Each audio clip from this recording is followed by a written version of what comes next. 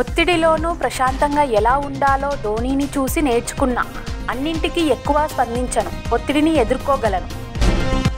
నష్టాల ఊబులో కూరుకుపోతున్న హైదరాబాద్ మెట్రో ఛార్జీలు పెంచాలని ప్రతిపాదన. సస్యమీరా అంటున్న ప్రభుత్వం. యుఏఈ అధ్యక్షుడి క్షమాభిక్ష, 500 మందికి పైగా భారతీయుల విడుదల. పోసాని అనుచిత వ్యాఖ్యలు కేసు, సజ్జల రామకృష్ణారెడ్డికి ముందస్తు బెయిల్. చీరపై తెలుగులో రామ్ చరణ్ అని రాసిన మహిళ, టీషర్ట్లు, చీరపై చెర్రీ ఫోటో ముద్రణ. మంత్రి నారా లోకేష్ చొరవతో గుండెను తరలించేందుకు గ్రీన్ ఛానల్. అన్నపూర్ణ స్టూడియోస్ పేరిట మోసాలకు పాల్పడుతున్న కేటుగాళ్లు. ఐపీఎల్లో నేడు Sunrisers versus Lucknow super giants. Toss ఓడి బ్యాటింగ్కు దిగిన సన్ రైజర్స్.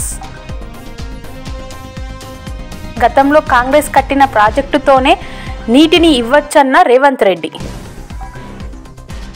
సిడ్నీలో మీ ఫోటోలు ఎవరు తీశారన్న అభిమాని రిప్లై ఇచ్చిన సమంత.